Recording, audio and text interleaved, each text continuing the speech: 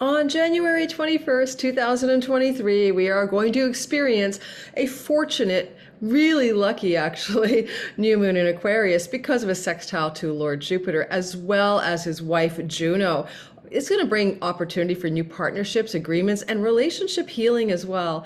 There's a quality of this moon that I really like because it also connects to the idea of something happening quite suddenly. There's a Sabian symbol for the thunderstorm in this part of the sky, and also the fixed star Altair, which is about winning. It's the eye of the eagle in the constellation Aquila, and it's about basically where you can win, play to win and win the day. And this is a hot spot in the sky too. We'll talk about why. So let's talk about how this particular quite auspicious moon on the 21st of January in Aquarius at 1 degrees will affect you based on your rising sign. You can also listen for your sun and moon sign, but let me just say, your moon sign could be about your mom and your sun could be about your dad. So really, your rising sign can be the most accurate delineation. And if you don't know your rising sign, all you need is your time of birth. Look in my description box below and use my chart, free tutorial download. You can access it there to learn how to cast your chart yourself. I'll teach you how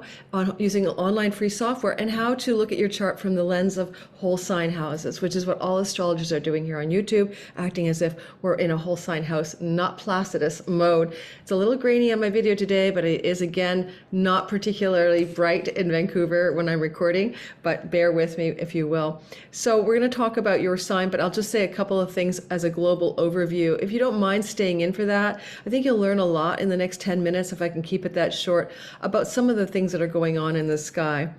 I do want to say, if you're new to my channel, my name is Lori Lothian, and I'm a whole sign Hellenistic astrologer. I use the traditional tools of Hellenistic astrology or traditional astrology, but I also use a bit of material from Babylonian and also Vedic astrology as well. We're looking at the sky using the idea of time lords as well as whole sign houses. All right, so now I'm going to go ahead and show you what I wanted to show you for a sec. And there we go. Okay, so this is just like what the sky looks like on January 21st. It's around 1 in the afternoon in Vancouver, Canada, when the moon is completing its connection to the sun, and that's the new moon.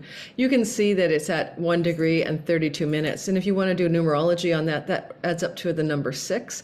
The 6 is about relationships.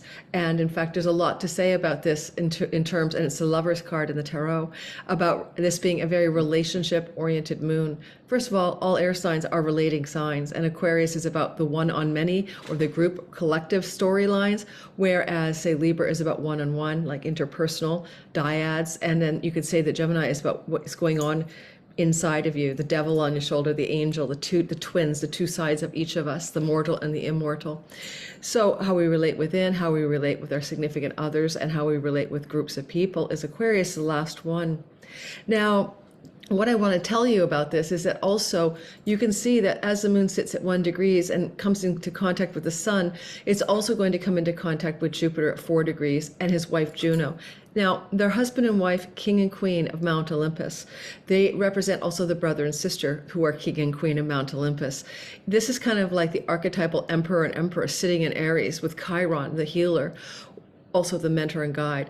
What part of our lives are we looking to find this sort of divine union in our lives with self and with others? So, but, you know, possibly with another. So for some of us who are single, this can be the auspicious onset of a significant bonding relationship with a real match. You know, that expression, met your match, this would fit. Secondly, this can also be about where you need to make agreements and contracts that you commit to and stick to. And that's because Juno is that part of the story that is about the contractual agreements and the partnerships we forge that we commit to and don't give up on. She was the long-suffering wife of her philandering husband, Jupiter. She also got jealous at times, and so some astrologers take her to be the jealousy archetype. I have seen that less often than I see it just meaning this is where you're going to dig in and commit. And so that's why we call her the marriage goddess, all right? Now, I think that the interesting part in the asteroid story, because as you know, I bring in asteroids. Well, before I say asteroids, fixed star Altair is sitting here. And this is also the degree rounding up to Aquarius of a Sabian symbol that says something like a sudden thunderstorm. And the idea there, when I think of a thunderstorm, let me just go look at my back end and see if I can remember the exact wording of that Sabian, but I might have put that information aside. You get the idea. I don't think I need to go all the way back and dig it up out of my archives, but the idea of a sudden thunderstorm is enmeshed within this degree. So there's something qualitatively sudden here, something out of the blue, something that strikes us like a lightning bolt. A lightning bolt of commitment, a lightning bolt of love. But also I need to point out that Venus, the love goddess, is here, ruled by Saturn in his own home, and also Echo. And Echo is a story that has to do with unrequited love. And so there's something there to think about. And Echo is really close to that new moon. And as well, you can see that Echo is in a very, very tight sextile to Jupiter and Juno, the husband and wife duo. So I want to say a little bit about this Echo story, but also about Venus. Venus in Aquarius has to take her orders from Saturn. So she's in his house. Just like if I was your house guest, I definitely wouldn't do something in your home without your permission, right? Like repaint the walls. And so basically Saturn is telling her what to do. And she likes Saturn. Saturn, when he visits her Libra home, she gives him the VIP treatment because that's his exaltation sign. So they have a natural affinity for each other. And here, this is like enduring love, lasting love, realistic love, committed love that lasts, marathon love. When we're talking love stories, Venus, Saturn, can be love is hard, but it's worth the hard work, right? Venus is not debilitated in Aquarius. She's very cerebral. She'll be like logically pro-con list for her love story. Which one fits the best? If she was torn between two lovers, she'd be doing a pro-con list instead of going with like just her gonads or her, hormones. So, and Saturn is saying to her, chickie poo, let's get this thing right. We're not wasting our time on a hookup, a fling, a date.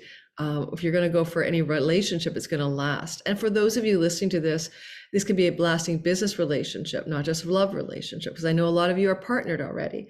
For the unpartnered, it's definitely going to look like a partnership development of some kind in some area of your life based on your rising sign. That's why when we get to the all signs, we can refine this general statement a lot more. The other thing I'd say here is that because of Echo more closely involved in this moon and really playing a role, it serves us to talk a little bit about that story. And so I've been playing with these asteroids for a while, and I really love learning more and more about them. Let me just put it that way. But by no means would I ever describe myself as an asteroid expert. So we will get to the asteroid story of Echo. And also just as before, because I'm looking in the back end of the software, and I thought, well, I'll just kind of read it out loud. It'd be easier than me trying to memorize it. But also, the other thing I would say just before I read Echo, you're going to win. We're all going to win somehow, because the eye of the eagle, the constellation Aquila, and the eye of the eagle is about a military conquest or playing to win and winning and boring, making it happen. It's also eagle eye's view of things, taking the big picture view.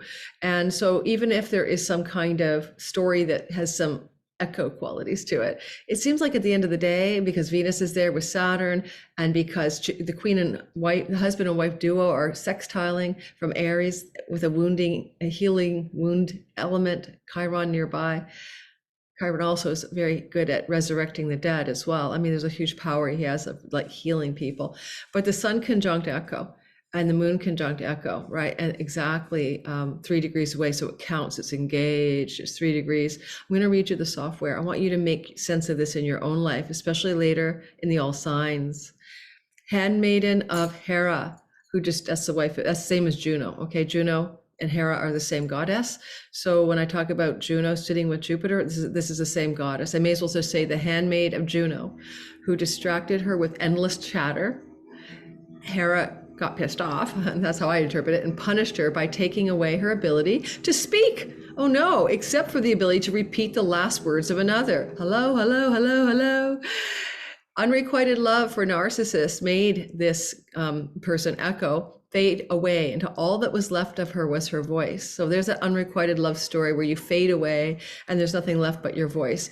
You can lose yourself. So the software says losing oneself to try and keep a relationship where one needs to accept oneself rather than projecting onto another person to fill a void.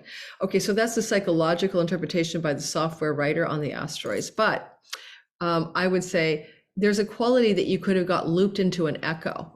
an echo chamber in your life, in some area of your life, where your voice is less, like your true voice isn't being heard by you or allowed to be spoken by you. All you're left with is echoing in some way. And so when we get to the all signs, I'll try to tie in where this echo is. But because we have the fixed star Altair, born to rule, play to win and win, conquest, etc., really strengthening this moon, and it's a new beginning, a new moon, a new start, a fresh start. I think this is kind of saying, let's get rid of the echo, fresh start. Then the moon crosses over echo later in the day and maybe clears out the problem. And because there's a sextile to Jupiter, baked into the 2 weeks that follow is luck, opportunity, goodness, and expansion. This is a very, I think, benefic moon. Finally, two last things I want to say before we do all signs. You can see here that there is this thing called a wedge being formed in the sky, and that wedge is connected to Ceres, the goddess of the harvest, the rescuing mother of her daughter Persephone. She's also connected with nutrition, plant medicines, spirit medicines, like entheogens, taking ayahuasca and stuff in my clients' charts, nutritional stuff. But also she's about harvesting and reaping. She's a scythe. She's like with that thing you cut the wheat with. There's another name for it, sickle. And bottom line is that she often shows up in a way that shows where something's being harvested and means ending, completing, cutting off because it's reached its fullness or fruition. So I wonder about that because, she's opposing the Jupiter-Juno couple.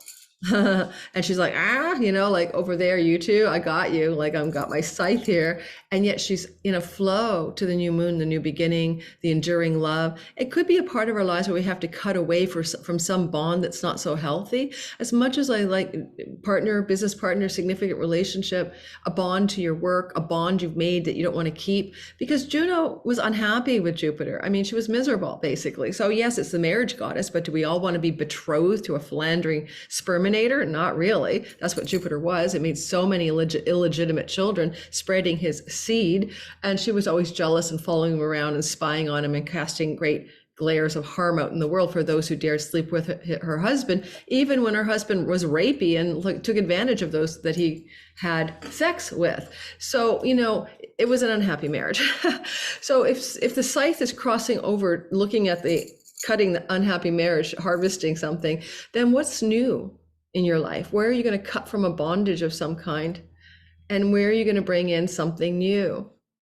And that could be where this is a healing of some also unrequited story, right? You really hoped that career path was going to take off and it never did, but you kept, hello, work for me, and it never did. And then you got kind of disheartened, right? Or angry or bitter. Or these are all good Juno words. I have a crappy light here. I'm going to try that. That's better. I'm less glary.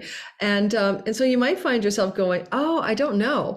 Maybe I need to give up this ghost. It's time to end this relationship, partnership, agreement, vow, this thing I've got myself stuck in. So we're going to play that through the all signs in a sec. Lastly, I did want to say something important. Jupiter and Saturn did the great conjunction called the conjunction of kings. And that happened back in December 21st, 2020. And that initiated the full-on 200 years ahead of us of what's called an air cycle. See, the synodic cycle of Jupiter and Saturn coming together happens every 20 years. And it's been trying to head into air for a long time. It was before that about 200 years in Earth, okay? So I think the last time we had it in air was like 800, AD, okay? That kind of time frame. And so as it heads into air, we're going to have innovation, technology especially, because it was a synodic conjunction of kings in the sign of Aquarius, which is about that innovative, humanitarian, group-oriented societal structures can be changing. There can be huge innovation in technology and science and things like that, paradigm shifts as well. So this has started. This is here. This is what we're in for. Humanity's got a new set point. But what's interesting is that sky point, 0 degrees of Aquarius, where Pluto will sit on March the 23rd as he enters between March 23rd and June 11th and sits at that sensitive, great conjunction of King's Point. Remember, societal structures that change. Think of things like universal income, shorter work weeks, governments kind of collapsing, new monetary systems developing, not all in March, May, June next year, just a foretaste of some of the new changes. Pluto in Aquarius. It's a video I did. Go check it out. I go into a lot of stuff about the world and individually. And I'll put it in my description box, but it's in my 2023 playlist, Big Transits. And it's done well. It's at 20,000 views or something. But I think if you go listen to that, you'll get more of that vibe. But I want to say everybody's hitting the sensitive point. Pluto's spending, those months next year, March, April, May, June kind of thing, activating that 0 point where Saturn and Jupiter started something fresh 2 years ago, which will last for 20 years. Okay. So it's like 2020 to 2040. And then the next thing that comes into the narrative is along comes this new moon in Aquarius, and it's also at that sensitive point and resetting that story again. So this new moon has a bit of a longer arc, because 6 months from now, when there is a full moon in Aquarius, then we're going to see what this moon was really about. So, this is kind of all new moons begin something, a new fresh cycle. And then the full moon is the opposition point to the new moon. It's the 180-degree point, and it's the maximum elongation point. It's like, and this is where you see what that new moon was really about. So that's sometimes what I don't like about astrology in general on, sort of new agey stuff, is that people don't get that. And they are all about, look at the 2 weeks after this new moon, because, between the new moon and the next full moon, and this is what this is for. Yes and no. In the 2 weeks after this moon, so, January 21st at 2 weeks, you're going to get the gist of it, but you don't know the full hand that it's going to deal you until 6 months later, when we have a moon in Milo. What are you doing, dog? No, don't go to the bathroom on the floor. When we have a moon in the season, 6 month season from now. So technically, brain come back online, Leo season, right? It's Leo season that we have the full moon in the summertime. And if you don't know when Leo season is, it's July, August. So during that time, there's a full moon in Aquarius. You pay attention to the end point of this new moon, and you'll get more of astrology if you realize that everything is about rhythms and synodic cycles. Lastly, I want to say one thing. I had somebody in my comments say something like, an astrologer told me I had the most effed up chart they'd ever seen, and no wonder my life is a hot mess. And they asked me if that was a way astrology should work. and I said, no, that's malpractice. Astrology is here to help you navigate your life using the wisdom of the weather ahead of you. Like, it's literally like, I can tell you if that's a thunderstorm with gale force winds, maybe just stay home, right? This is a metaphor. Or look at the sunny skies ahead and the perfect breeze for sailing. It's to help you move in flow with the rhythm of the sky, your natal sky, and your particular natal sky especially, not just this general stuff. Second of all, astrology is highly predictive, but I also want to use it to be encouraging you, like Palm Gregory, who's all about our ascension, and the galactic waves, and what else does she talk about in like the photon belt? I'm not quite there, but I do want to talk about or like Leo King as well. I do want to say that astrology is about hacking your sky, to be consciously aware of the codes of your sky and hacking them so that you can be like Neo in the Matrix, because you do have a code, but you don't have to use the code like a pawn without awareness. So you can script your stories by taking astrology and using it proactively and moving in alignment with what you want to happen, and then using resistance patterns for what you're not crazy about. Like if I was to say to you, you're going to come into a time where Neptune and Mars are conjunct in the house, your second house of addictions or something, food you put in your mouth, too much food in your mouth that you shouldn't eat, vapes and all that shit. Like I had that happen. I had transiting Mars cross transiting Neptune crossed my second house Mars. I could have fallen into I could have been poisoned. That's a poisoning transit. I could have poisoned myself. I did get food poisoning once. I could have fallen into a really addictive stance because I have the asteroid Bacchus on my Mars. And when Neptune comes along, that's a full-on addiction. Instead, I channeled 2 books. So by knowing because what does the house of speech, my second house, Mars, on Bacchus, channeling is losing yourself in an ecstatic reverie. And the coming age of miracles and the way of miracles, which I'm afraid to put into the world so I don't get like Salman Rushdie for my controversial stance on reality and God, or the channeling was from God, and stuff like that. So I hope that lecture mattered to some people out here who are confused about astrology. I think it's here to tell you what will happen, not what can happen, who are here thinking that their life's a hot mess and it'll never change because there's some debilities of planets in their chart that can make you strong. All the people who have greatness in their chart have T-squares or grand crosses, and they're very hard aspects, but they rise to greatness. It's the grit of discontent that creates the oyster pearl. That's enough of my lecture. Now, I'm going to pause this recording to go ahead and walk a not happy dog who's got some challenges with his health due to some medications he's on, and then I'm going to be back. And I may even pause before I do all signs and splice this. If you're not subscribed to my channel, would you please subscribe, hit the bell for notifications. I just did a YouTube live today. I'm recording this on January 8th, and a lovely new follower won a free reading with me. And it's actually a live premiere, so I'm chatting in the chat box with you about a pre-recorded video. And you could win prizes if you subscribe, because you'll know when I'm doing a flash contest. And I've given 5 readings away in the last 2 months. Second of all, I'm really hard to get booked into now. I'm booked out to March. So if you wanted to have a reading with me, please come. But unfortunately, I already got a wait list for cancellations. And lastly, I have a lot of stuff going on. If you're into astrology and want to learn it, Sky Reader is one of my hit classes. It's called Be Your Own Astrologer, Time Your Best Life. Sky Reader is the name of the course. It starts in March, but you need to be on the wait list because I don't take 1,000 students and it will sell out off the wait list. So if you want to learn about astrology and the very basics of timing your best life, it's an 8-week course, and check my description box. And if you're advanced to intermediate, my Divine Timing Masterclass is in February. All right. So thanks for listening to all my sales pitches, guys. I'm going to pause the video and come back, and we're going to start with the Aries. I love this backdrop, right? The Aries people. I'm one of you, sun and moon. Okay. See you guys in a sec.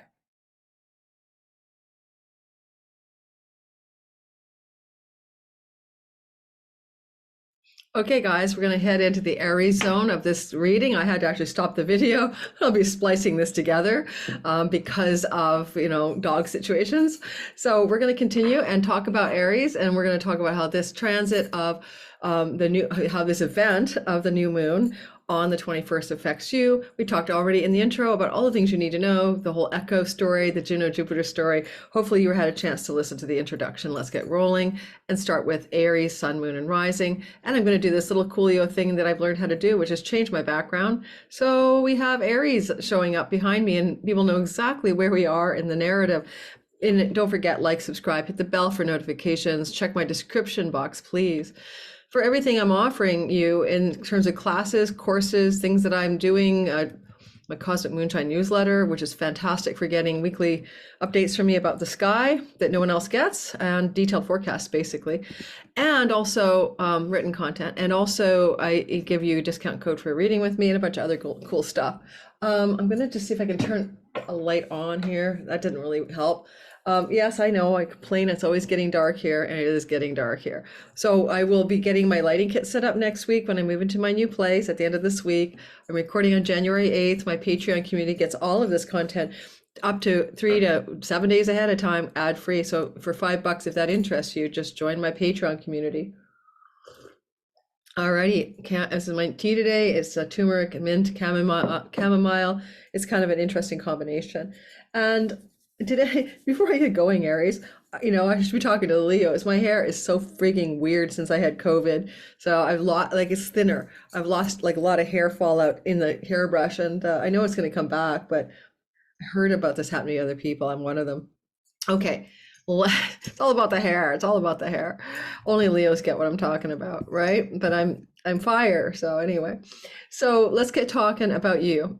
First of all, Aries, sun, moon, but always most accurate rising sign people, right? Remember that. I keep saying this over and over again. Your rising sign will be more circumstantially about you and your life. Sun could be your mom. Moon could be your dad. Okay, moving on.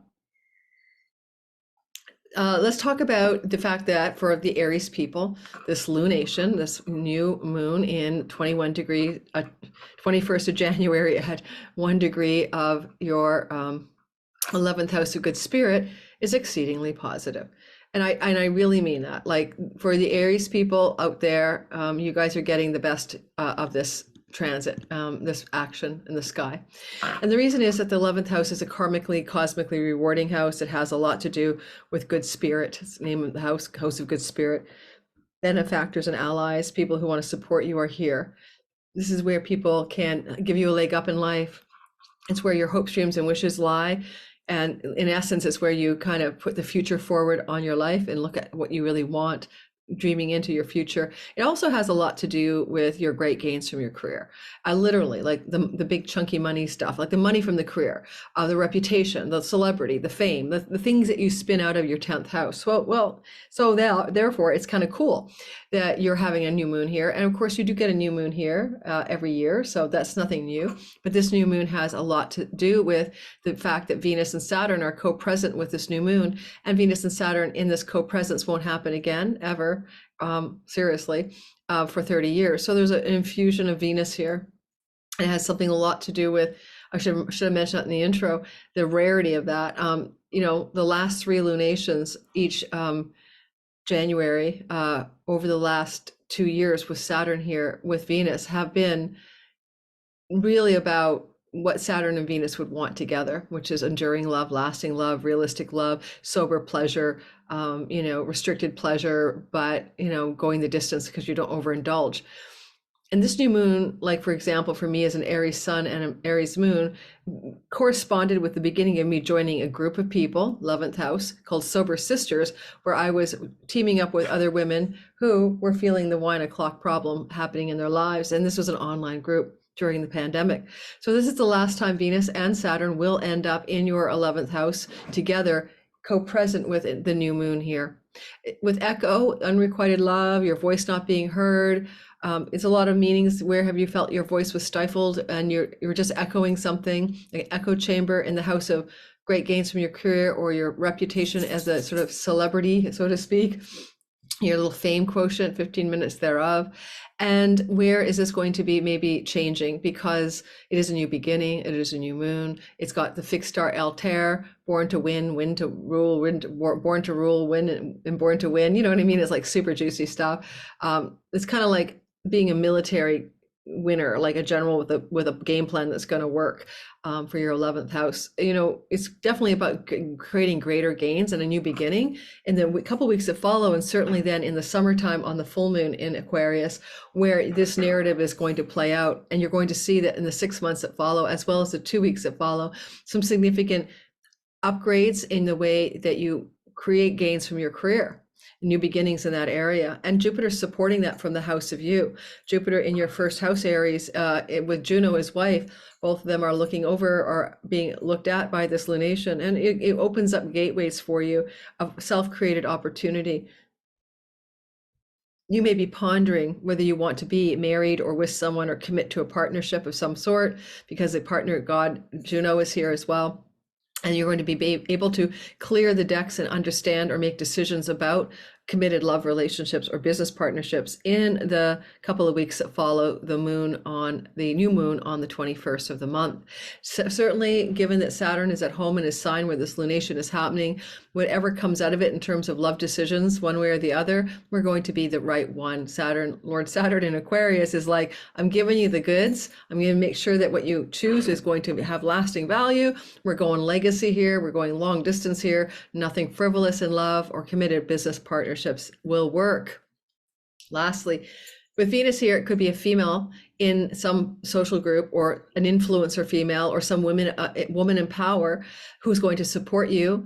Don't be surprised if January 21st, add 2 weeks, you get a outreach support thing going on with some female that could amplify your career success. And given that Mercury is in Capricorn in your 10th house, along with Pluto during this lunation, it is also potentially going to uplevel your visibility in mercurial ways as a seller, marketer, messenger, or anything like that, if you do anything like that. I have to say that in the light, I'm looking really weird. But anyway, I'm going to go with it. I always say that, but it's like, oh my God, I need like a soft lamp in here. Hang on a sec. I think that there's a lamp over here that might work. Give me a minute. And then we're moving to Taurus. Are you watching in the live premiere? And if you are, would you mind hitting my like button? Now, this is probably a horrible light, but I'm going to give it a try. Would you hit my like button? I'll give myself a little bit more light, but if that doesn't work, I'll just quit. I'll just quit and we'll just do this whole thing in the dark. And I get my lighting kit soon, guys, so that's the good news.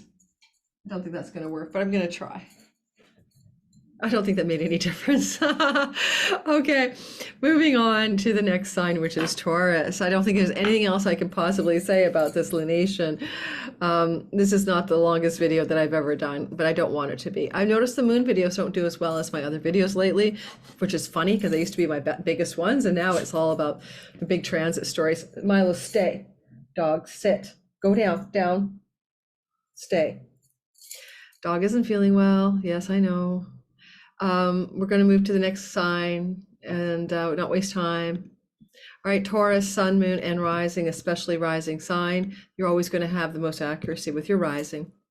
In your story, this is a new moon that happens every year around this time in your 10th house of career. However, you do have Venus here with Saturn, and this is the last of those 3 times that this will happen because he is leaving your Aquarius zone. So basically, back in January of 2022 and January 2021, Saturn was here. And when Venus came through, it's probably January, yeah. And so this is the 3rd and last time. So what it also tells me here for you is there's something about creating a lasting goodness through a new beginning in purpose and career. It's a new beginning, a reset, a new opportunity to really figure out something of great value that could be quite lucrative, but also quite pleasing to you and others in your career zone. And a new beginning without the echo of being on that moon, because you've got Altair, the star of play to win and win the day, military conquest in your career zone. And the unrequited love is there as well. And we can have an unrequited love for something in our purpose and career, like we really wanted to, and we had a vision and it didn't happen. So it doesn't have to be about a person, but certainly unrequited love, echo energy in the 10th house with Venus and Saturn could have been finally giving up the office love affair that's not working for you anymore. But because there's a sextile to opportunity Jupiter with his wife Juno, right, in the story in your 12th house, a lot of backroom deals and negotiations can happen here on your behalf to elevate your reputation and status and give you a fresh start of some sort. And I like that that Venus is here with Saturn in your 10th house, because it truly says that some upgrades in your career that come out of this new moon. And don't forget, the new moon is like on the 21st of January, add 2 weeks, but you need to look to the summertime, Leo season, when we're having a full moon in Aquarius to get the full end picture story of how this may turn out. I do think as well with Juno and Jupiter in your 12th house, sex being a sextile relationship to this new moon, new beginning, there could be people working on your behalf in the back ends of some situations, like talking about you going, we got to give that girl a raise, or she should be a manager, or we want to give you a favor. Jupiter and Juno in your 12th house can definitely be doing that kind of deal making. It's kind of out of sight, out of mind for you, but you could also come up with some kind of luck from far off shores or far away places connected to your upgrade in your path of your path of your career. Now, this is a hidden house, right? The hidden houses can be about secrets or things that are invisible to the world. And I'm wondering, just putting it out there, Juno and Jupiter are like the king and queen of Mount Olympus in the hidden house. And so some of you may have got sort of a low key off the books relationship that has not been hidden, that's been hidden from view. It could be with somebody in your workplace, it could be somebody from a foreign land, or somebody who lives a far away place from you. But if that's the case with the echo, echo here, you may not be getting what you want, especially as a Taurus rising, and you may be getting ready to cut out from that and start fresh and get going on a new beginning. And if that's true, I encourage you to do that for sure. There's no 2 ways about it. Unrequited love in a secret relationship doesn't feel good, and you may just call it quits. Now, the last thing I want to say here, I think, is there is a thunderstorm going on there. I forgot to mention it for Aries with the Sabian symbol for I wish I just put the word thunder. Let me go look at I'm going to just check it now. So when I'm giving you the Sabian, I will have it right for everybody. An unexpected thunderstorm, but it's going to be an unexpected thunderstorm of goodness because Jupiter sextiles this event. So an unexpected storm of goodness or unexpected thunderstorm that leads to a silver lining or goodness in your career space. Okay. So it's your reputation and purpose space. So get ready for that thunderstorm, but you've got the star here about winning. And so I'm not worried about the big picture. All right, Taurus, I think this is actually a thunderstorm that could be good for you, and it could break you out of some kind of unrequited love rut or unrequited success rut in your career. And finally, you're no longer having that echo chamber effect, and you're making things happen. All right, so continue on then to Gemini, Sun, Moon, and definitely rising, most accurately, sign. If you're a Gemini rising, Sun or Moon, the energy of this new moon is happening as it does every year in January in your ninth house of God, truth, wisdom, things to do with travel to foreign shores, court cases, legal affairs, visas, book publishing, religious faith. I think I covered it all. And it's a Lakshmi house for some wealth and prosperity. It's a lucky house too. Possibly here, a new moon, a new beginning, and a fresh start for some Geminis will be connected to something to do with the spiritual path that you've been on. Saturn up here for the last 2.5 years has been trying to get you to take your spiritual life seriously. He's leaving in March. And Venus up here for the last time, the third pass. She's been here in 2022 and 21. January with Saturn, but she won't be with him again in this part of your chart. So finding a love of spiritual truth, finding a pleasure in spiritual practice, finding female teachers or gurus or sages or guides as well.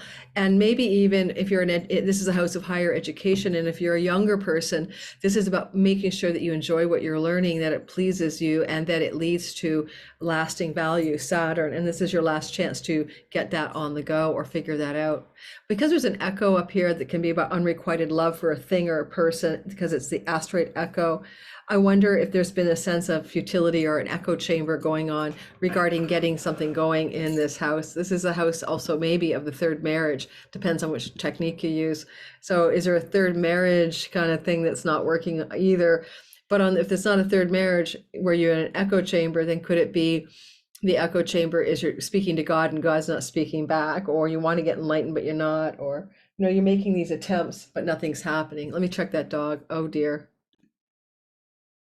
Sleeping. I thought he was pooing on the floor. I'm sorry for TMIing you guys. Hard to do these videos with a sick dog beside me all the time, running out to the bathroom. So as I was saying, think outside the box here too. If you're in an educational setting and you've got this thing that's frustrating like an echo chamber, I think with Jupiter and Juno offering opportunity with fixed from your house of good spirit, favors from friends, greater gains from your career, allies and benefactors, reaching you towards you in the academic environment, the foreign lands environment, the book publishing environment, the religious faith environment, something positive is trying to happen. But if it was a love story and it does involve any frustration because you're not getting what you want, like remember Echo fell for a narcissist and never got anything anywhere. And anyway, so she's the echo of her love there. Could you possibly be looking at that you have a unrequited love affair story with somebody in a spiritual community setting or in a friendship setting, and you've been friend zoned? And if that's the case, as a Gemini, it's time to let go of that dream or that goal or that idea that this friend zone friend is ever going to be anything but that. And yet at the same time, you get some luck and opportunity, and your ninth house is lighting up. Could even involve in the 2 weeks that follow some opportunities to travel to a foreign land, but it would be very karmic. Saturn's here. You'll feel like you've been there before. And if you're single as a Gemini, you may find love in a foreign land. Why not, eh? And it would be one that sticks and you're going to get married to this person, basically. So look for that. And there's an unexpected thunderstorm I've been saying for everybody, but the thunderstorm of goodness in your ninth house. And finally, legal court cases can have a thunderstorm of goodness, which is a good opportunity for you to succeed. If you've been frustrated in getting legal outcomes to work, it looks like you've got benefic blessings in this part of your sky. I wish you the very best as a Gemini, Sun, Moon, and Rising as this transit unfolds. Okay, I'm going to take these noisy bracelets off. They're like my favorite, turquoise and gold, belong to my friend who passed away from a sudden heart attack in 2020. Anyway, one of my best girlfriends, and I wear them to remind myself of her. Okay, moving on to the next story. We're going to not do Gemini, we just did you. And I'm just going to change the screen, but I have to find it. It went away. My back end screen changer went away. All right. Cancer, Sun, Moon, and Rising sign. It's a story. Man, I'm reading.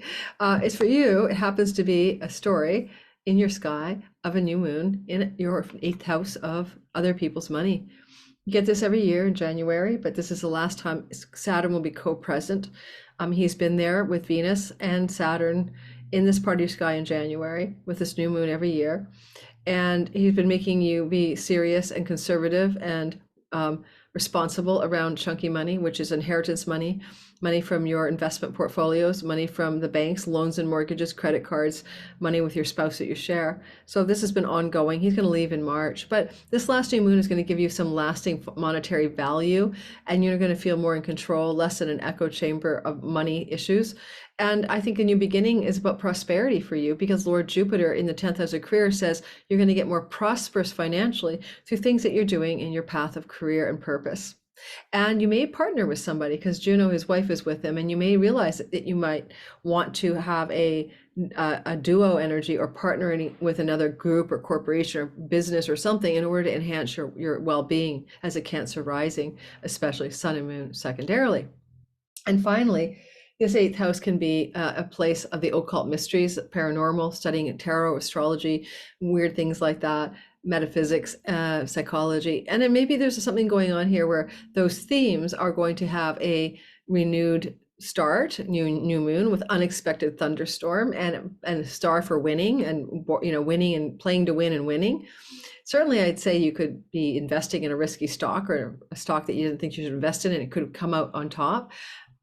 Some of this outpicturing, although the first 2 weeks after the moon can give you clues to what's happening, you may want to wait till you get to the summer and Leo season, right, which is July, August, when there's going to be a full moon here, to know the full extent of this, what looks like a very prosperous moon for you in some way. And it uplevels your career at the same time, and also your finances. And who knows? I don't know how your life is working. If there was unrequited love, it's a secret love affair behind the scenes. You're not telling people about it. And this can break into the public view now and become a public love affair, because Jupiter and his wife are at the top of the sky, sextiling the house of hidden love affairs, where you may have some unrequited love. So it might be time that busts out into the popular, everyone knows about it, or that it's not hidden anymore. You and your secret love partner decide to declare your love outwardly to the world. So many ways this can work. With Venus here, if it's a money story, which it can be in the 8th house, most certainly, it could be that you're going to have some money luck following the 2 weeks after this lunation, especially with Jupiter's help, and also that will picture as far out as next July, August, okay? When the full moon will be coming into its story as well. I would certainly say this looks good for your money. That's the very best part of that story. And in this time of high recession, where everybody's stressed as all F because of the price of your coffee beans and stuff, having a good money story is like most auspicious. Moving on to the next sign, and the next sign is, of course, Leo. Leo, sun, moon, and rising sign. Well, especially rising sign, as I always say. In your narrative, you're experiencing this once every year Aquarian moon in your 7th house of significant other. This is your husband, your business partner, your clients and audience and marketplace. These are the people you engage with that are meaningful to you and significant. And basically, in this part of the sky, the suggestion is simple. It looks to me like you're going to have a renewal or a new beginning in some of these significant relationships.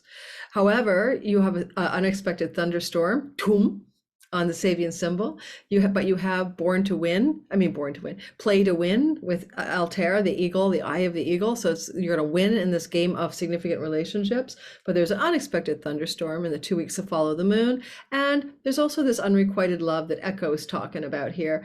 Now, this is really not you. This is the person you're with. Are they unrequited in something? Is there something that they're feeling like they're stuck in an echo chamber in their own lives? This could be your husband, your wife, your partner. This could be a business client. This could be a longtime friend. So there may be somebody else that's stuck, but you're on the other side witnessing what's happening here to them and with them. And if it's about your marriage or your business partnership, Jupiter is loving you up from the 9th house, giving you, Leo's, positive outcomes to do with legal matters, court cases, foreign lands, and travel connected to your significant relationship. Also, positive outcomes for things to do with book publishing, if that's something you're into, and getting, maybe some kind of contract, because the seventh house new moon is in the house of contracts and legal agreements, vows and oaths. Getting rid of the echo chamber for you or somebody else and moving into something positive with Juno and her hubby Jupiter conjunct in your ninth house of God. You guys may take a trip to a foreign land.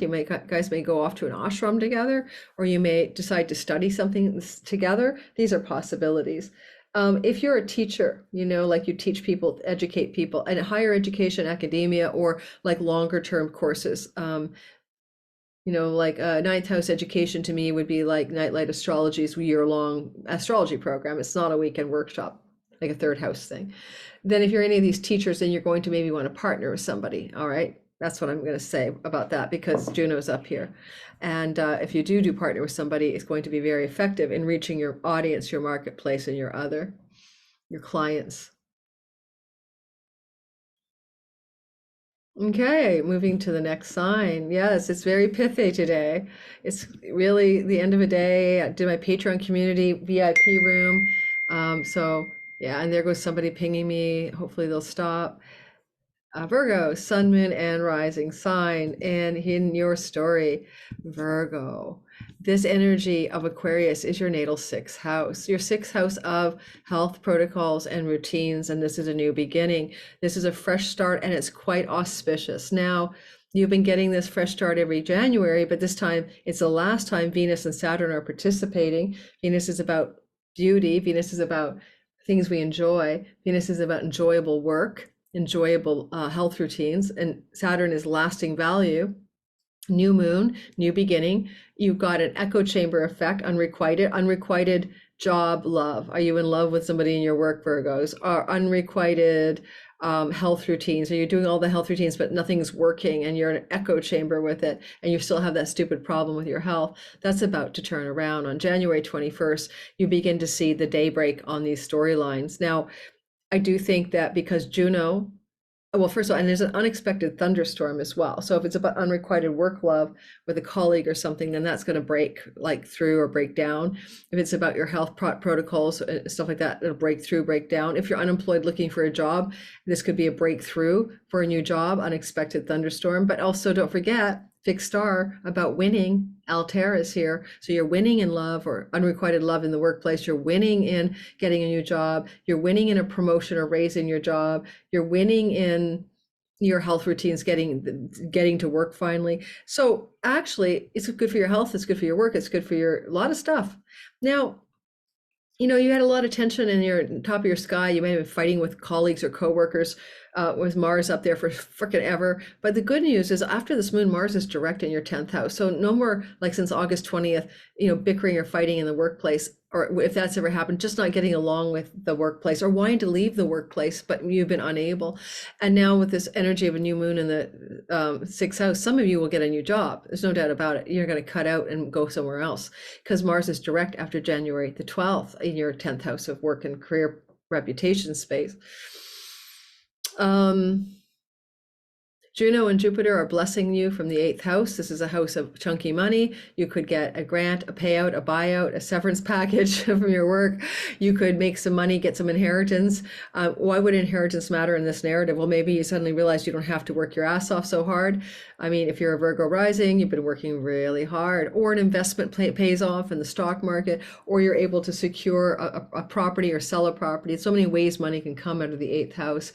But it's like, you've been working hard for like a long time now, since 2020, 21, 22. It's really started up in the spring of 2020 when Saturn first ingressed into your 6th house. So this energy of grinding is coming to a close, and this new moon, new beginning. Watch for what happens in the 2 weeks that follow to get rid of the grind, especially because Saturn on March 7th leaves this part of your sky entirely.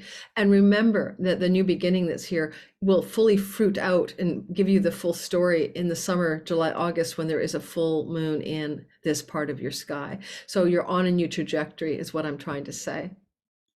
I hope that makes sense for a lot of you. Virgo, sun, moon, and rising sign people. And it's time to turn the corner to The Scorpio sun, moon, and rising sign, folks. Scorpios, this is a story. I keep thinking of a man named Brady. For some reason, it's in my head.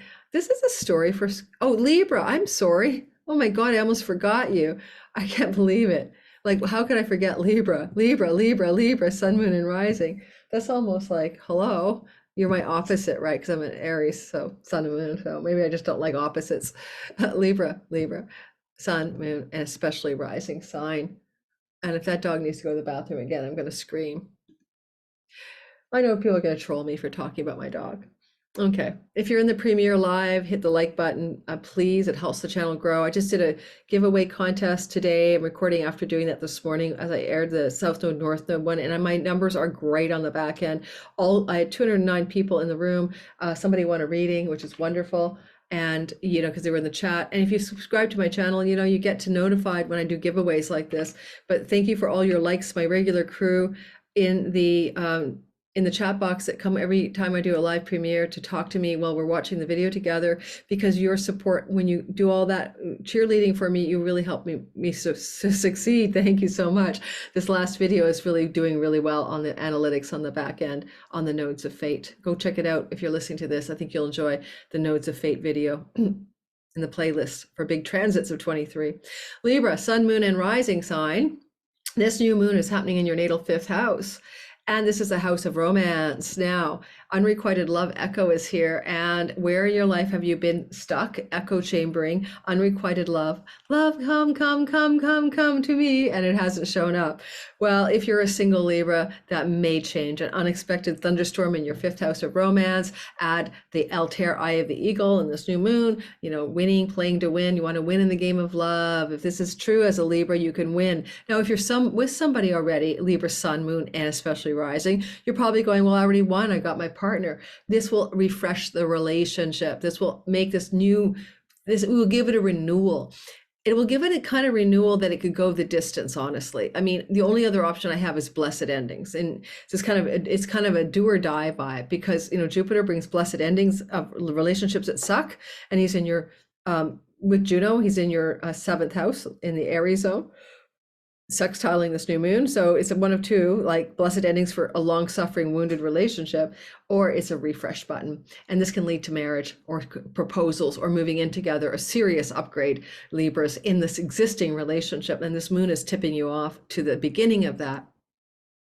This is your sexuality. You could have unrequited sexual longing and yearning, and now it's going to be starting to renew and heal. Venus says, let's find pleasure. Saturn says, make sure it's safe. Venus says, let's find enjoyment sexually, and Saturn says, and it better last. So there's no like flings and Tinder and hookups going on here. This is about making love to somebody or going into a love relationship with somebody. There may be sex, but you're eyeing the long picture here for singletons. And again, as I said, refreshing everything in a new way for the people already partnered. Now, this is also applies to your children and your independent business enterprise. Everything I just said, you could say is for your children, your relationship with them, renewing that, finding a new enjoyment of them and enjoying their time with them. It also can be your business that you do or your creativity also now starting to be refreshed and renewed, and no more echo chamber around romance, children, creativity, and your independent business focus as an entrepreneur. Something's changing. This is the last time you have Saturn with Venus here. Remember that. I talked about it all signs, I hope. I mean, he was here in 2021 and 22 January with Venus during a new moon, and now this is his last salvo.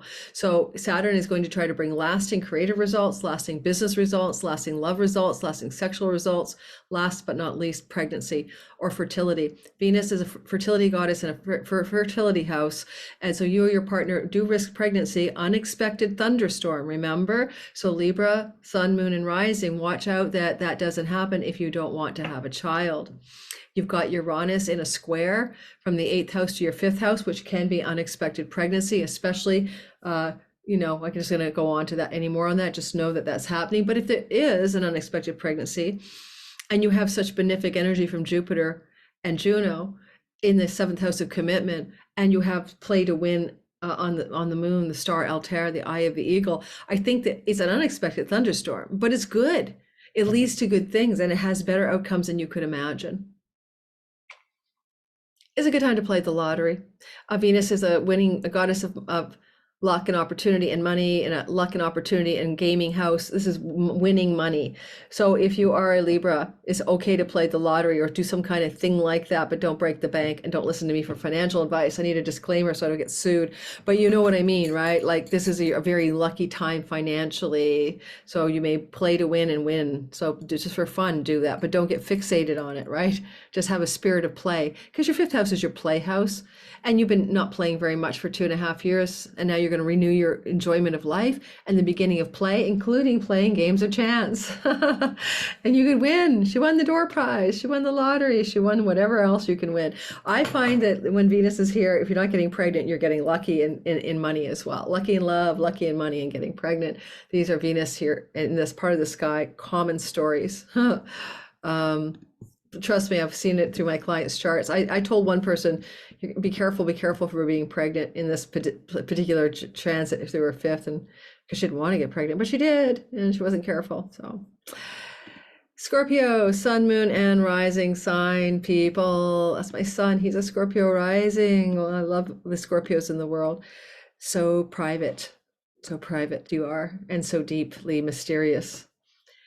All right, so still waters run deep. That's all I say about you guys.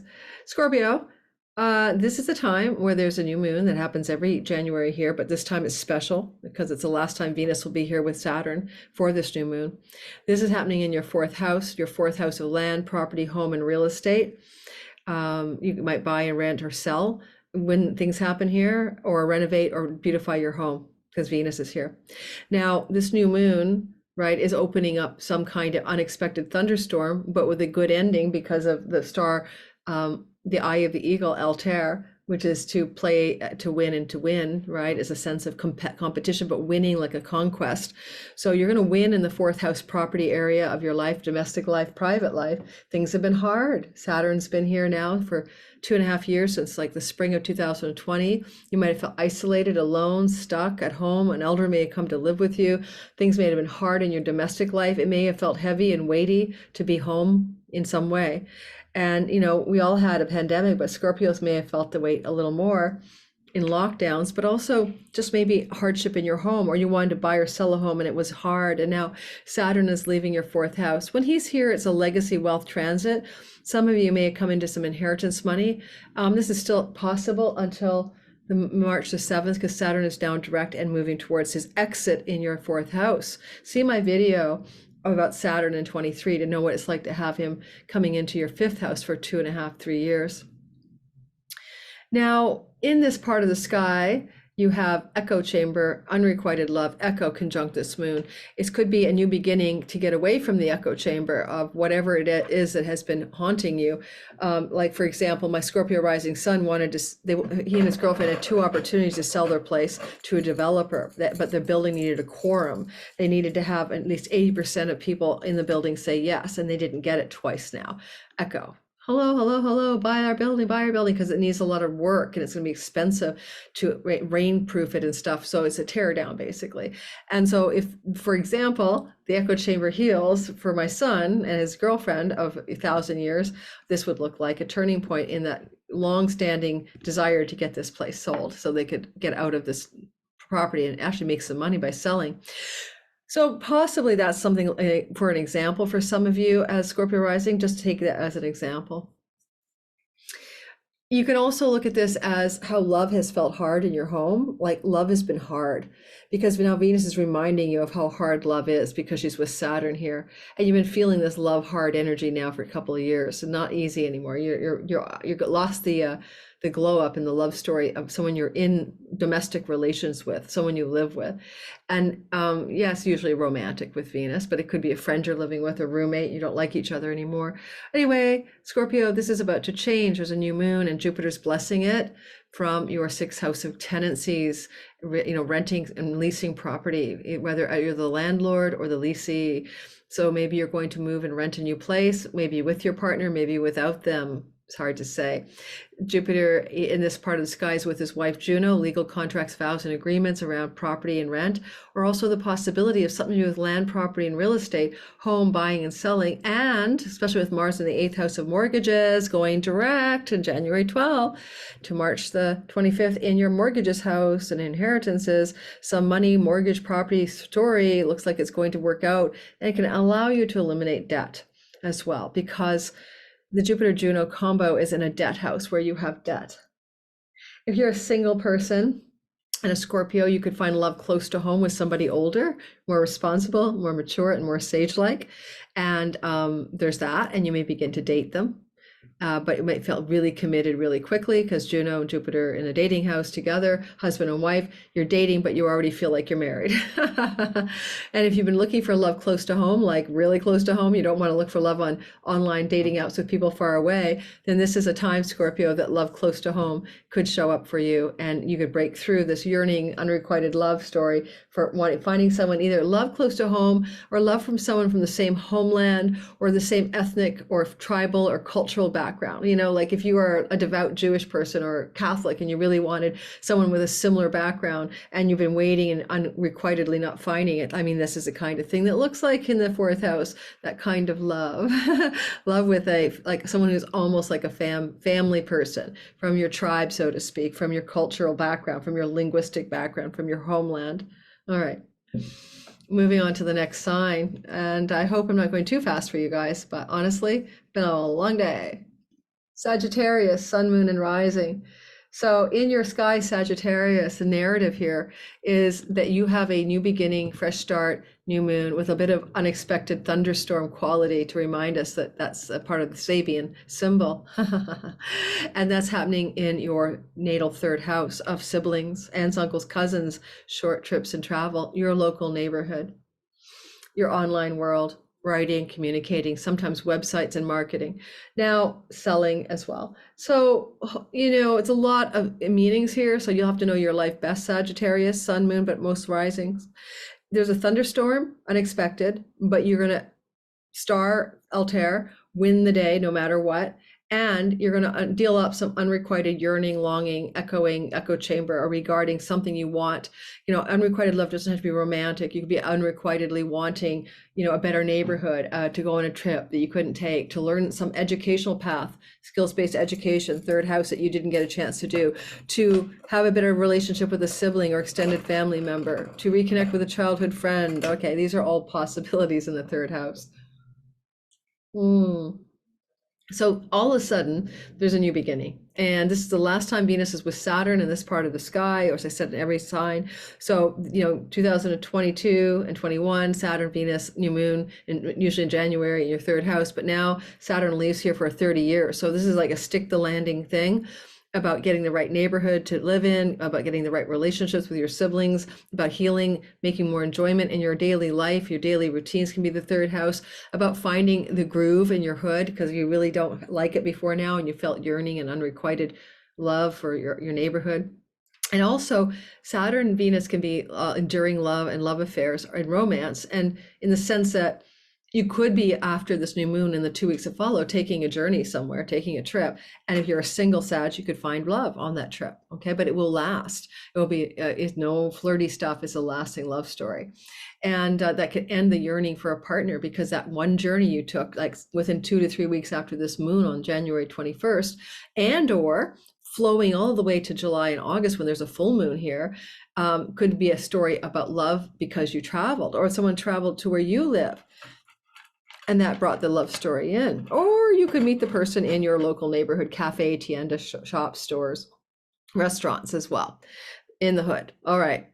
And with Jupiter and Juno loving this up from your 5th house of, you know, children, your 5th house of romance and sexuality, and there's chironic healing here, sexual healing for some Sages is going on in its context of committed romance.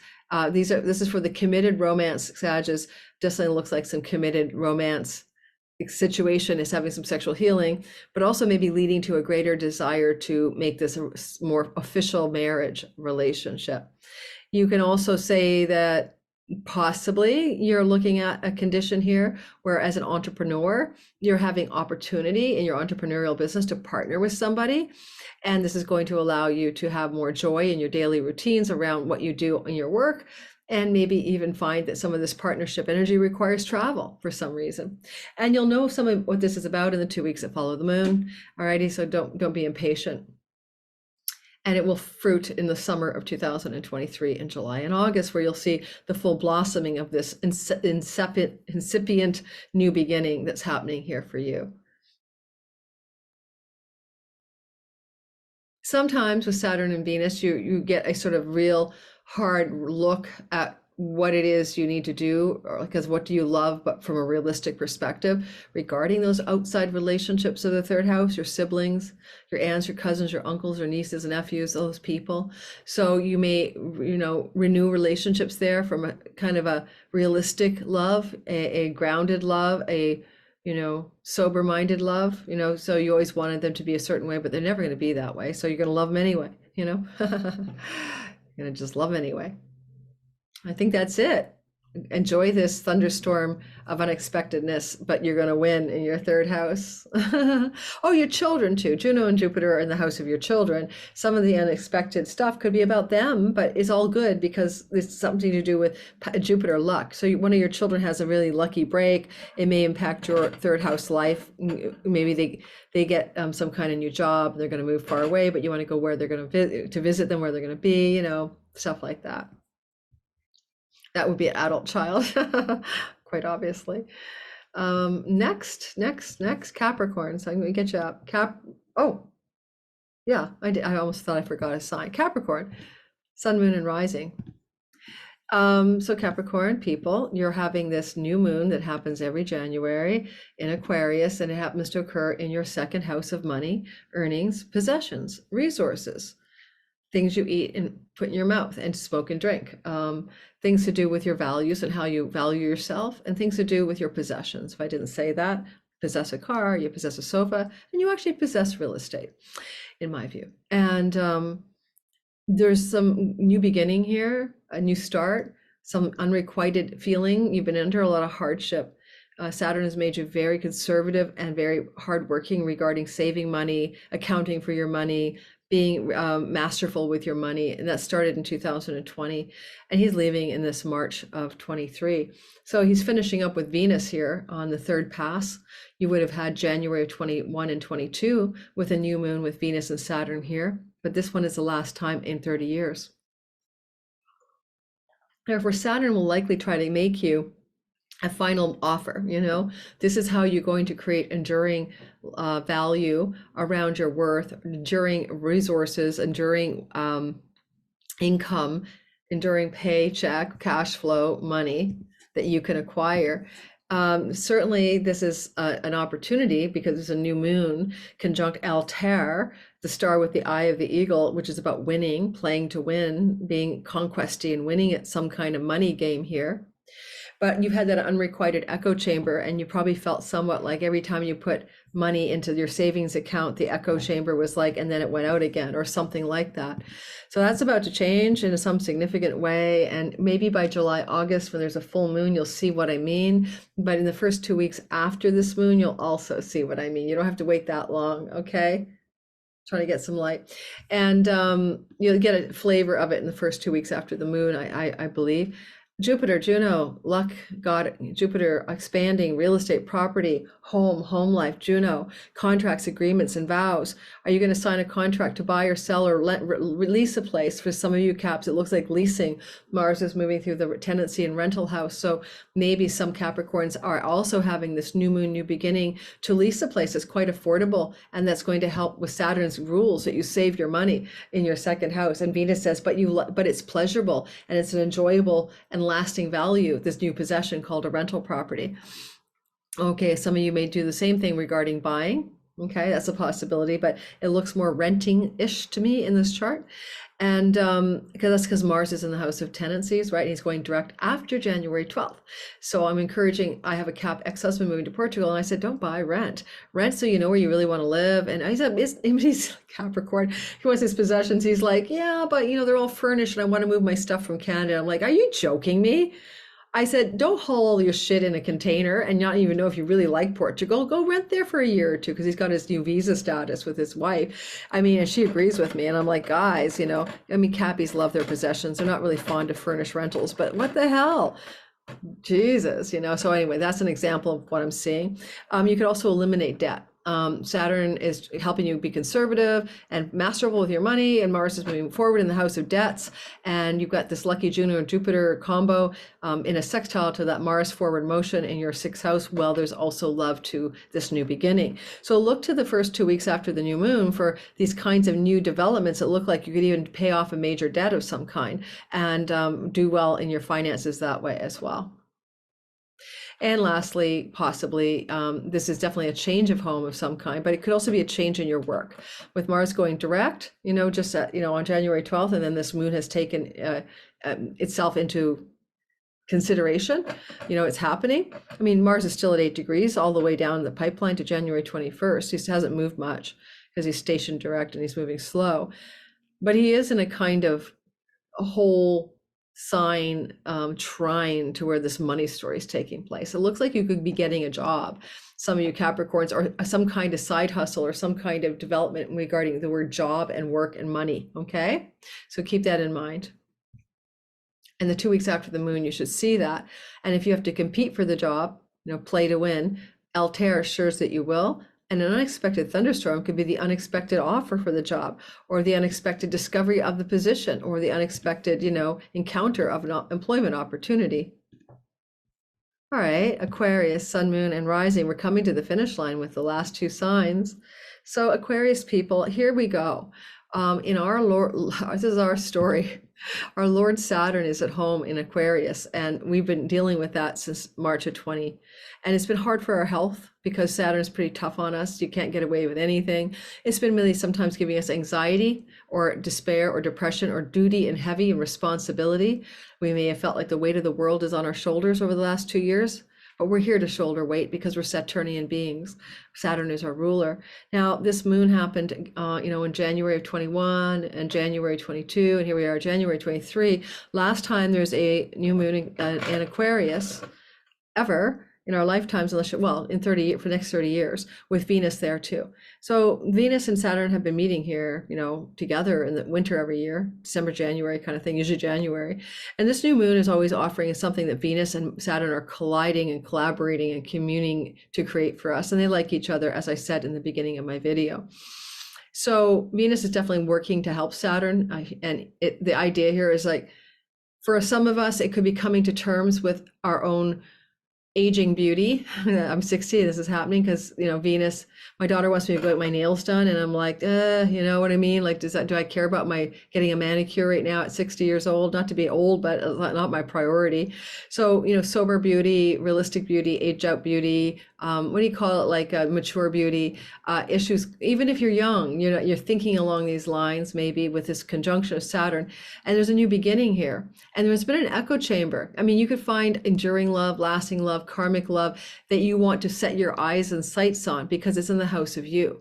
You set your sights on that. Like, honestly, Saturn and Venus is arranged marriages. I mean, arranged marriages. You're going like, I'll take that arranged marriage. And what does that really mean? It means like, you're not frivolous about love. You don't want to just have a fling, and you don't really care if it's all, stardust and, what do you call it? Like, head over heels and all that. Cause that doesn't last. That's pair bonding hormones that end after 18 months at the most in any new love story. And in fact, when you're in menopause for many years, like I am, I don't even think we get that same kind of flutter, pair bonding, estrogen high, thing that happens when you're fertile and menstruating. So, I mean, for even young people listening to this in your Aquarius rising, I'm saying you're almost acting like you're in your Cronlet phase of reality regarding themes to do with love. Okay. Seriously, you're acting serious, sober-minded, realistic, and you're willing to look at love in the long game. Like Saturn, Venus is like, what good is if it doesn't last? You know, it's got to last. It's going to go the distance, or why would I bother? And that's going to be a big theme for you in the 2 weeks after this moon, because you have an echo chamber of unrequitedness here. And maybe there was a time that you were also still looking for the flutter and the romance high. And maybe I'm just projecting, right? Maybe it's me I'm talking about, but I'm offering it out to you because I'm intimate with the story, because I am one of you guys, and just checking that I still have any light at all, because I'm looking at the chart. Oh, wait a minute. There, oh my God, my laptop defaults to like low light to save the battery, and I could have just turned the laptop screen up. Oh, live and learn. So anyway, enough about that. I mean, just saying, you could do some beauty treatments here. New beginning, you refresh your face, get a new haircut, and it'll be one that lasts a long time, in the sense that you love the style and you're going to keep it forever. Cosmetic procedures would be also sanctioned with Venus here, but again, Saturn is conservative. It's nothing like a dramatic makeover. Did you guys see the pictures of the guy from the America's Got Talent, the judge? What's his name? Simon Cowell, like this. Poor guy. Anyway, he doesn't even look like himself anymore. Oh my God. It has been all over like the Twitter feeds, and everyone's making comments. This is about a month ago, but he doesn't look even normal. He doesn't even look normal, let alone look himself. So, I mean, if you're cosmetically procedures you want to book or set in motion or investigate, fine. But Saturn and Venus is like conservative, very subtle, be cautious here. Same with the haircut. Like, I'm going to get my haircut finally. I'm not going to get a mohawk. You know, I'll have a conservative, cautious cut, get rid of all the deadhead ends, maybe go short because my hair's thinner because of COVID and all of that. Can't be attached to your hair, guys. Now, here's the thing. Unexpected thunderstorm, but winning because of the star, and the end of the unrequited love, whatever that is. Okay, keep all that in mind. But Juno and Jupiter are in a sextile from the third house of trips and travel, neighborhood events, and journeys you take locally, and things to do with siblings, aunts, uncles, cousins, and childhood friends. Now, whatever you call a childhood friend, normally I think it's somebody high school or elementary school or under, but you know, a friend from your youth. Okay, so some of these things are in play. You could fall in love with a friend from your youth. You could fall in love with somebody on a trip. Well, in love, you know, you could go for a romance or lasting relationship because someone's traveling and they visit you. Juno, Jupiter, they want to commit, but they're talking to the goddess of love and Saturn in a new moon in your first house. You hold all the cards. It's up to you. You're the one making the decisions here. You've got Venus in your pocket. But Juno and Jupiter are saying, commit over here. We're going to be a king and queen over here. Queen of our neighborhood, queen of the trip, queen of the educational setting. If you're single Aquarius, you can meet them in the hood, an educational setting, on a trip or travel, or they're traveling or you're traveling, for example. But if you're already with somebody in a relationship, this could renew the relationship. And it could give it a fresh start. Why? Because Mars is going direct in your house of sexuality and romance, and he has been retrograding since October 30th. A lot of you know I pulled back on a romance. It started last summer, got really heated up as Mars entered the sexual energy house of my August 20th, entered my 5th house. Then he went retrograde October 30th, and I told the guy, this is too much, it's too soon, and it's too fast. It really felt overwhelming. And so is that true that it was? I don't care. It's what it felt like. And Mars was retrograding in my romance house. So it's what happened. It's possible that this old relationship that I pulled out of will go forward again, or it's possible something new could show up. See what I mean? Okay. And this is the house of your children, where Mars is going direct. So things to do with your children are also going to go forward instead of retrograde. And Mars retrograde brings you closer to your children. And it brought me closer to my daughter because I came back to Vancouver. Mars going direct moves you further away from your children in the house of children. And I'll be moving away from her. Why? Because I can't keep the apron strings going. I'm giving you examples. I know it's not all about me, but I know me well. And so I can tell you what I mean. If you have a business of your own, 5th house, you pulled back and now you're going forward with Mars there. There's a whole Mars video coming, but I'm tying it in to this video about the new moon simply because of the Venus, Saturn romance piece, because Mars is in a trine, whole sign trine from the house of sexual love and also independent business enterprise. So you're looking at a sober, realistic angle around your long-term gains and goals around business, around your relationship to your children, moving in a new forward momentum.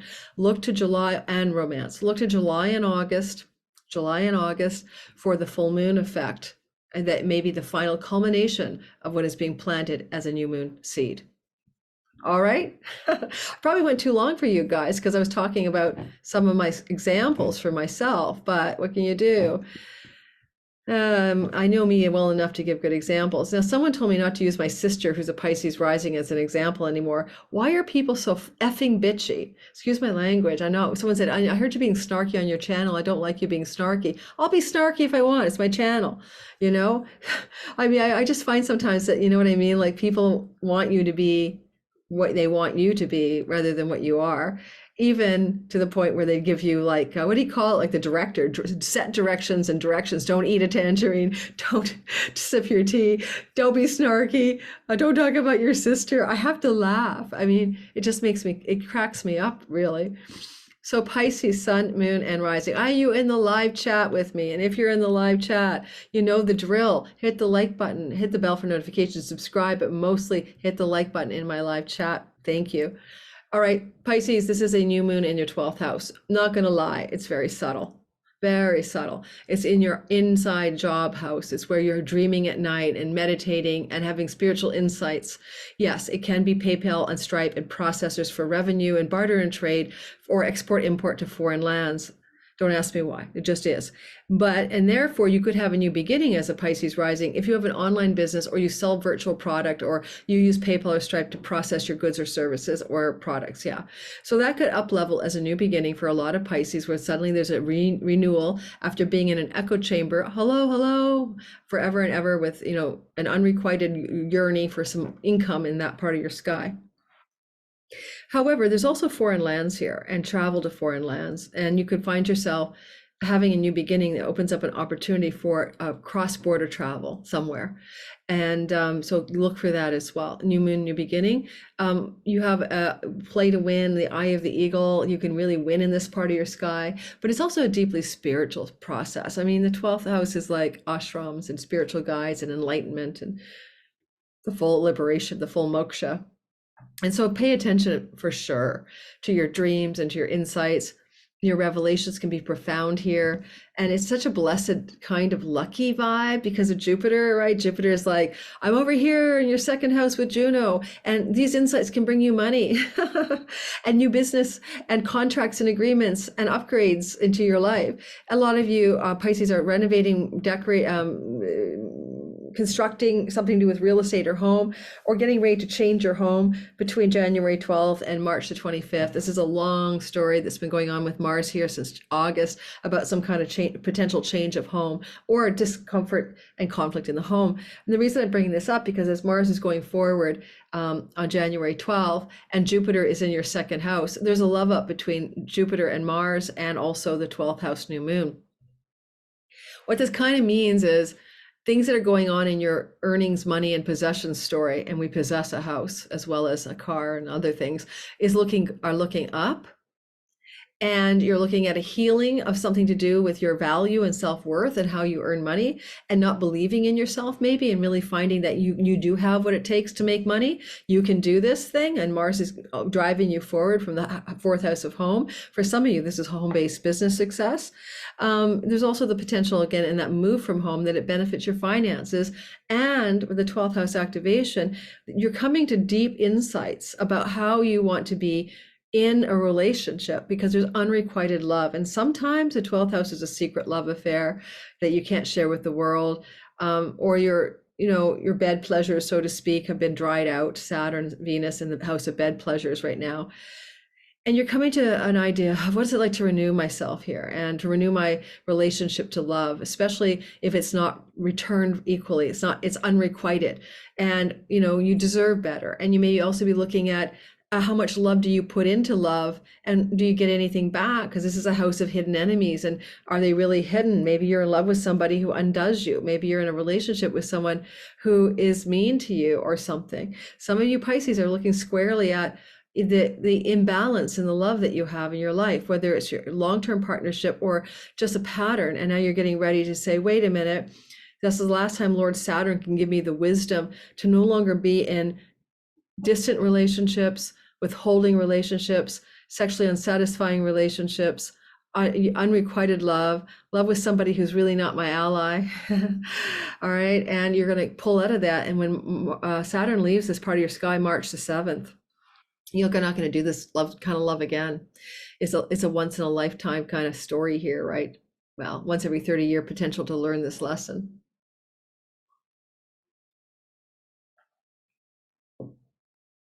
And once Saturn goes on the 3rd of March, watch my Saturn through the Signs 23 video. Once he goes into your sign, you're going to get really serious about life. You're going to learn the art of a boundary, the art of drawing lines in the sand. That's kind of Mars-like, but Saturn is also walls. You may also find yourself self-contained and self-sufficient for the first time in a long time. You may be owning your own life. You may be mastering the art of owning your own life. And a lot of Pisces, that's not the easiest thing to do. You guys are kind of dreamy and mystical, spacious and spacey sometimes, because, not to generalize, but Neptune's been in your sign since 2011. This is going to give you the chance to make your dreams real, but watch the Saturn video. But it's coming on the heels of this last lesson around what love should feel like and look like for you, because Jupiter wants you to up-level your self-worth and self-value, and with it, your money, your earnings, and your wealth. And Juno says, I'll help. I'll partner with you on that. So you could partner with somebody to up-level your earnings, or you could sign agreements and contracts regarding properties and moving that also help you with your money story. Maybe you don't have a mortgage anymore. Maybe you don't have to pay rent anymore because you bought your place. I don't know. Some changes there too.